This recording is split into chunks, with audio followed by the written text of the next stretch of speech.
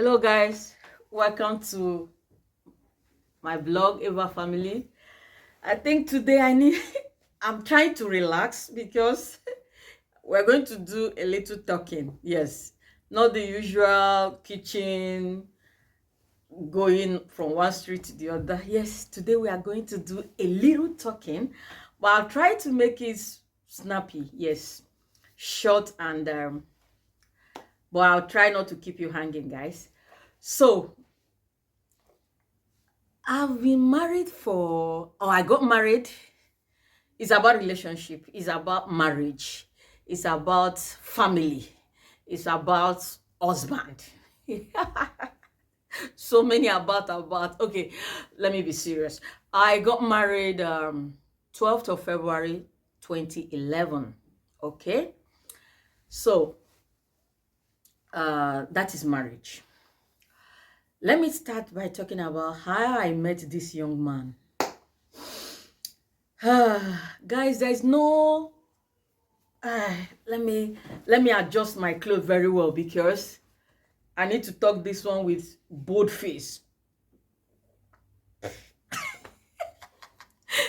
Guys, there's no rule of how the man you're going to meet the man. There is no way, or no, somebody will tell you, okay, when you go to bed, wake up in the morning, don't brush your teeth. The first person you meet on the street with a red shirt or a blue shirt is your husband. Guys, I'm not there are prophecies. Yes, let's leave prophecies out apart. There are prophecies, but what I'm trying to say is there is no rule of law on how you're going to meet the man. You can meet the man anywhere, right? How do I meet mine? Okay, for those of you who are not from Nigeria, some of my subscribers are not from Nigeria. Yes, I respect you guys. Thank you so much for following me. There's what we call National Youth Service. When you graduate from the university, your 4 years, or maybe you didn't want to do immediately after you graduate, you go for your master's and then you come back. We say we are serving our nation. You have to serve the country. We have to serve the country, our Nigeria. Our Nigerian, the country. Yes. Our good country. Yes. Our green, white, and green. Yes, that is our country. I'll be green, white, green. Okay, guys, that is by the way. So, when you serve after graduation, your name will be listed for service and you'll be posted anywhere in the 36 states in Nigeria. So when I graduated, that is another story. Okay, I didn't work my posting. Many friends were trying to work their posting. Someone even came to me. I want to. Do you want my uncle to work your posting for you? My uncle worked in the office where they do the posting. Yes, many people were doing it. I was like, no, I just believe. I'm a church girl. Yes, I've been a church girl for a while. Yes. Maybe I can go back a little. Before the posting, yes, I heard it clearly about the 3 places I wanted to be posted to. Yes, the 3 places I wanted to be posted to. Maybe you say everybody like good thing.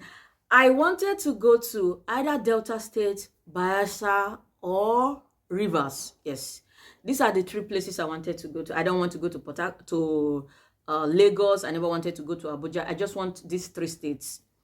So, I did marketing. So you might be wondering, why do I want to go to these 3 places? Why not go to Lagos where there are firms? Or I don't just know why I chose these 3 places.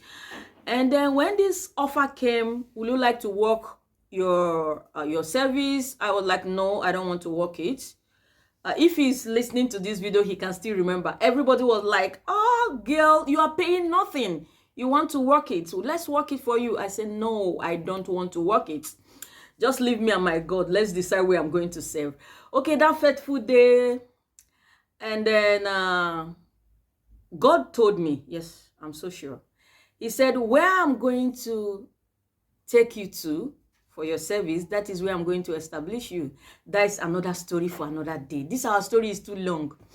So please don't forget, I'm talking about how I met this young, lovely, handsome, tall, elegant, broad shoulder, intelligent. Some of you must have met him. Yes, all these qualities is in one man. Yes. But there are some qualities that are not in him. That is another day. We'll talk about it, because you cannot get the full package in one man. No, it's not done. It's not done. All right. Uh, I went. I didn't want to work it. So that day, the stuff came out, the names came out. Oh, I wouldn't have been posted in that year. That is another story for another day. Nigerian universities are crazy. If you survive in the walls of Nigerian state or federal universities, guy, this is for you. Not the people that are privileged to go to the private school. No, I'm talking about the state schools, universities, and the private and the state universities and the federal universities. If you survive in those universities, guys, this is for you. I was not supposed to be posted that year, but God came through. A story for another day. And I was posted. Names came out. I was the first batch, batch A. Name came out, and I saw my name. Where? Guys, can you guess where I was posted to? I was posted to Delta State. Man, one guy that I knew very well, he looked at me. I cannot forget that guy. I still remember one average height guy. He looked at me, said, "Who worked it for you?" I said, "Nobody." Now, so then they lie. They no go talk true. They don't go do runs for back, and they tell us they clear. I say, "Guy, this is my posting, not yours." I say, "Nobody worked it for me. Why are you angry with yourself?" So that is, by the way, I was posted to Delta State. To cut the long story short, we went to camp. We normally stay in camp 21 days to do the training, do the climbing of the rope, blah, blah, blah. Some of them I dodged. I couldn't climb before I come and break my leg for my mother. So do the climbing of the rope and come down, do so many things for 21 days. After 21 days, I was posted to Orurokpe. Orurokpe is a small town in Delta State. Orurokpe is very close to Warri, for those who know Warri very well. So very close to Efun. So I was posted to Orurokpe. I was there. I was not liking the place. Is a village. Nothing is happening there. I was just posted to a local government. Wow. Guys, please stay true. Stay true. Stay with me with this story, please. Stay with me. We are getting there. We are getting very close to the story, to the end of the story. So I didn't like the place. It was actually a good place, very quiet. We have NCF. We stayed in NCF, and then we have also the lodge that the local government gave us. Very big lodge. Everything is in the lodge. It's a very good place. I love my service here. Yes, like if if they ask me to go to serve again, maybe not now that I'm married, but I would have loved to serve again, because I love everything that happened in that service here. So the government at that time, I served in 2010. Yes, government at that time was paying us 9,200, if I'm not mistaken. For those who served that time, please, it might be wrong, but 9,000 something. And then the local government, Orurokpe local government, was paying us 5,000 as at that time. So I was collecting less than 15,000 naira every month. It was okay. Yes, first of all, I went to NCCF lodge. From NCCF, I moved to the government building that they gave the corporate. So I was there, and then one day, one Afolabi somebody, yes, he came one day. That is this work in Warri. They needed marketers. Guys, this is my profession. I read marketing, so we went for interview and we passed. I went with one of my friends, and we passed the interview and we were asked to start. On Sunday, she called me, Ife. Her name is Ifeyinwa. Yes. She called me. She said, I don't think I'm going to this worry. I think I'm better here in Oruro, where the work will be stressful. The work will be... Okay, to cut the long story short, Ife said she's not going. Wow. So am I going to start this job alone? And the Afolabi boy wasn't interested. He got another job. So, but I knew I wasn't meant to stay in that local government. Okay, so many things I'm forgetting. I was first posted to one of the government schools. It wasn't right, sure, but I told the principal I need a relocation because I know if I'm in that school, I will not be able to move to the city. And my intention, my whole heart was to move to the city. That was just what was occupying my mind. So if I'm teaching in that school, nothing will make me to move to the city. So I met the principal, please, can you relocate me? She said, I can't relocate you until you give me a letter from where I should relocate you to, so I don't get stranded. Of course, that is normal thing. So I went to the ZI, the local government guy. I told him, I said, please, I want to work in the local government, blah, blah, blah. So he gave me a letter. I went to the principal, and the principal relocated me to the local government. So from the local government, it's easy for me to move around. So cut the long story short, I found myself in Warri. I started working in that marketing firm. So from that marketing firm, coming from Oruro to Warri every day was actually a little bit expensive for my tiny pocket. And then the road or highway, the marketing firm was to pay me 15,000 every month with 5,000 naira commission for every client I get. We're actually marketing internet service. Yes, fixed wireless net. Yes, fixed wireless network. Yes. So I have to relocate to the city. Before I relocated to the city, one of my friends, Tokwe, Tokwe told me there's this RCCF lodge where you can actually stay, it's free, blah blah blah, instead of you going to Oruro every day and be coming back. So I went to the family lodge and it was actually okay, Corpus Family Lodge. So the next day I took one of my bag or two of my bags and I relocated to Warri. To cut the long story short, within a short time I was made the mamo, yes, of the family lodge. So that one is story for another day. When I got there, guys, it was this only, guys, I am not tribalistic, I'm not the names you call it, I am not. But then I'm from Anambra State. I've been within the Igbo speaking, we have 5 major Igbo speaking states in Nigeria: Anambra State, Enugu, Ebonyi, Imo State, and Abia State. I've just been within, those are the people I know. So coming in the midst of all the coppers in that lodge, then all of them were Yorubas and was the only non-Yoruba there. So it wasn't difficult to cope because, number one, I knew what I wanted. I remember my mind was just go to the city. That was just what was my, so I can just, I will survive. That was just what how it was. So I was there, everything was working well. So from there I was going to work, doing my marketing job. I told you guys that I was batch A.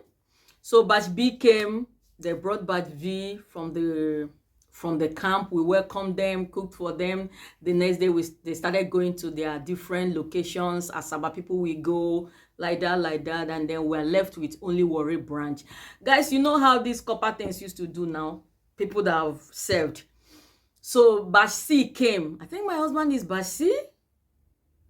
Batch C. Guy, are you batch C or batch B? You're batch B, huh? Sorry, guy. The young man is batch B. There was no batch C that time. Sorry, that was 2010. There was no batch C. So batch B came and they brought them. like normally, mostly Yoruba people, some are Igbo, okay. And my mind, where my mind was, that word I heard, where you're going to, that is what I'm going to establish. That is where I'm going to establish you. That has been what is in my mind. So any other thing apart from that word is distraction. So I'm trying to do my job, trying to work, trying to see opportunities. Like I was actually trying to help God to fulfill his plans, trying to help God to work his plan out for me. I think that was what I was actually doing. So any other thing does not matter. How I will be established in this Delta state. That is what was in my mind. Establishment in part of work. That after my service, immediately I'll get a job. I will start doing well, blah, blah, blah. That was just what occupied my mind. So as a mamo, the woman, the female head of the lodge, I knew, okay, we welcome 50 coppers, 30 have gone, 20 is left.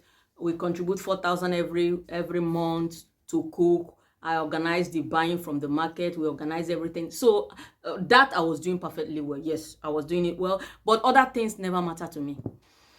So to cut the long story short, the story is getting too long. So let me try to squeeze it to get to the end. So the continuation will be for another vlog, for another blog. So one day, the first day I noticed this young man, the first day, they've been in the lodge for a couple of months. I knew some of them, I don't know them by their names, but I know they are brothers in the lodge. The first day that got my attention was the day the papo gave a regulation. We put some regulations that if you are outside the lodge, please come back before the prayer, the night prayer. That is around 9 o'clock. Don't stay late, blah, blah, blah. So that day, this young man, my husband, then one Andrew, with his friend, I don't know where they went to. They came back around 10 o'clock. The gate was locked. They were knocking and knocking and knocking and knocking. Papa said nobody should open the door. And then nobody opened. Being the mamo that I went to Papa, please, let's allow these children come in. Blah, blah, blah. Before Papa agreed, we opened the door. We did not see two of them again. The next morning, they appeared. So Papa was angry. That was the first day I noticed this young man. So I sat them down. I was like, but you know the rules and regulations, please don't stay late at night. Even if you are staying late, please come back for prayer. This is the rule. You must obey the rules and regulations. That is so. That was that was the first day I knew his name was Andrew, because they say Andrew and Dayo. Yes, Dayo. Andrew and Dayo were the ones that slept outside of the lodge. That was the first day I met him. So from there was this, we're trying to apply, when you are serving, you're trying to do application. There's this First Bank, I applied for Shenik Bank. They needed a 2-1 and first class. I applied for Shenik Bank. I applied for First Bank, and then where I'm supposed to do the interview was in Port Harcourt. He also applied. His own venue was also in Port Harcourt. That was how the story started. So some people, their venue was in Delta, Asabar, like that. So, but we had to go to Port Harcourt together. Only two of us in the whole family house. So the day came and we went to Port Harcourt. I have a sister that stays in Port Harcourt. He has a friend that stays in Port Harcourt. But we ended up staying in I think in his friend's house or something like that. A copper too. A copper. We stayed in the copper's house. We did the interview. We did the exam. It was exam. We did the exam. We came back. So from there, Andrew, how are you? How are you doing today? Oh, Mamo, what? And they were this stubborn type. Guys, really, in my widest dream, oh God, you know how you do your things. My husband was not, he has the physique. Guys, short people, I'm so sorry, but I don't like short people. Yeah. So he has all I want, but then his tribe, number one. Number two, he's this stubborn, then I think, stubborn type. You know, I'm the mamo, so we keep things, try to make the food enough for everybody for at least a month before we contribute another for 4,000 naira each. So I don't know how managed they will get. Him and some group of boys will get access to the store. They will pack all the gari, and I will come to the kitchen. I can't account for the gari. Gari must have missed. They've drank all the gari. Like, I said, guy, why are you people drinking the gari? Mamo, why are you hiding food? Blah. I said, I'm not hiding food. I'm trying to make the food enough for everybody. So you see some reasons why he's not among the list. So, to cut the long story short, because of that our trip to Port Harcourt, we started getting closer and closer. How are you? The aptitude test, is it out? Have they called you? What do you want to do? That was when I learned that he wants to study abroad for masters. That was not my dream. My dream was, how do I make it in this Delta state? How do I start? I need money. Like, whoo, my mind was to make money. So his dream is another side. My own is like we are 2 miles away. So we started getting closer and closer in the night. Some evenings we walk around, we stroll around, getting to know you. Who are you? How are you? I might not remember some of the things. Guys, it's 10 years ago, man. How are you? Who are you? But then, one thing I will not forget. Andrew is still owing me. Yes, guys, he is still owing me. Do you know what he's owing me? You know those flowers, those butterfly that used to fly in girls' head when a man says, I want to be your girl boyfriend. This guy never said it one day. That is what he's owing me. One day on this blog, guys, he's owing me, and you guys need to back me up. One day on this blog, he's going to say it. So we started getting closer and closer, and then guys, I'm forgetting something. I think that was I got married in February, January, December, November, October, August. I think around August or October, he said, will you marry me?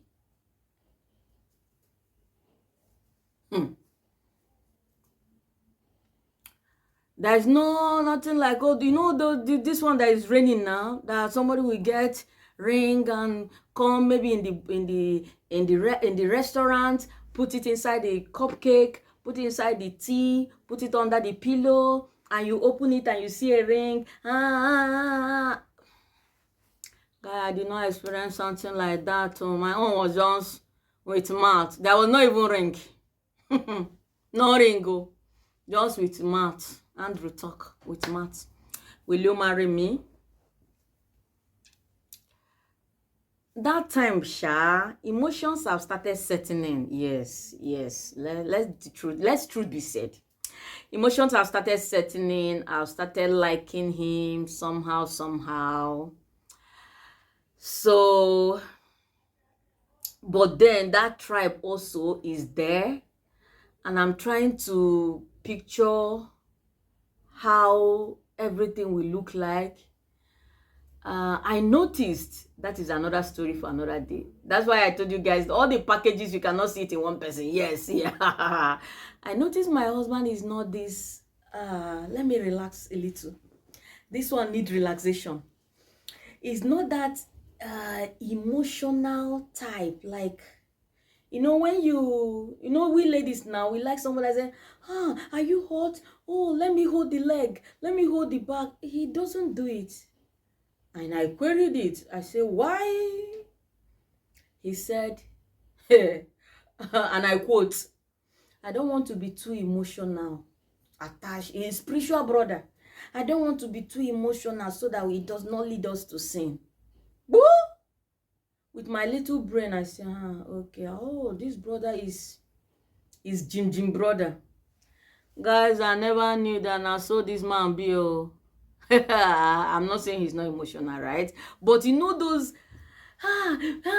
is your head aching? Can I carry the head for you? Is your leg breaking? Can I carry the hey. He's talking, no.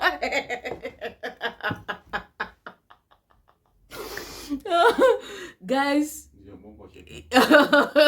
he says something. Please, you guys should not listen to him. So this is about how my guy deceived me. So that day he said, will you marry me? I said, guy, I need to think about this. But where is ring now? He said, will you marry me? Must he be with ring? This guy intimidates me, shall. But let's leave it to God. So I said, I'll think about it. I was thinking about it. I went to God. I told God, yes. At that time, I wasn't angry with God, but I wasn't happy how the whole thing was going. I said, God, but remember your promise. Yes. I told him, yes. I told him I need to ask God, yes. He also said he needs to also ask God, or he need to pray or something like that. So we said, let's do a prayer. That prayer was a 3 days prayer. I went to God, like I was like, as if I was, this thing that you are seeing God, God was there, but you cannot hold him. I was actually seeing God with that 3 days fasting. I said, God, this was not the plan. This was not what you told me. I was so sure. God, I was so sure of what you told me. You say, where I'm going to, that is where you're going to establish me. God, I need a job. J-O-B. Or should I say it in Igbo? Achoro m ọrụ, Chineke m ọrụ ka m chọrọ. Like, and God said, that was the first day. The second day I prayed. The third day, God gave me a word in the Bible. Yes. Can you look through and see the establishment I meant? That was the beginning or the ending of my question. The ending of the question I was asking God, because I needed to know. I needed to be sure. What is taking me to cross this river Niger? Guys, we're not the same culture, not language. We're the same faith, yes. Not language. No, my sister used to joke with me sometimes. They say, we don't even know whether it's Hausa you are married or Yoruba you are married. But that is by the way. So we are not the same. Nothing connects us. So I needed to be so sure. This journey I'm taking this far, does it worth taking it? So, but when I heard from God, guys, I'm not saying you must hear from God. Don't say, please don't quote me. Some people are married now, they are living well, they never heard from anybody, and they are living well. So follow your mind, follow the way your mind is leading you. That was how my mind led me. I started with him, so I followed him. If you don't start with him, don't come back in the middle of the road and say, God, should I go for this marriage? You didn't start with him. So when you start with him, follow him to the end. If you don't start with him, of course, God is faithful. The rain falls for everybody, for the sinners, for the righteous. He's a benevolent God. So, that was how the whole thing. And after some couple of days, I said, I will. But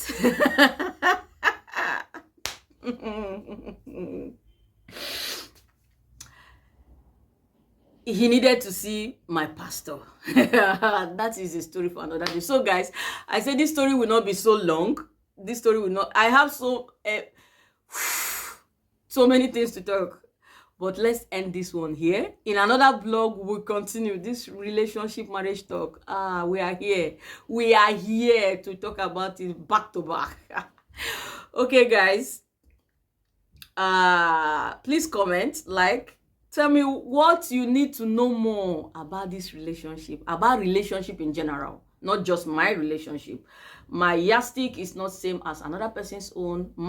Yours is not the same, or people that have not married, you must not go my way, I must not go your way. So there are several ways to go about it. It all depends on how God is leading you.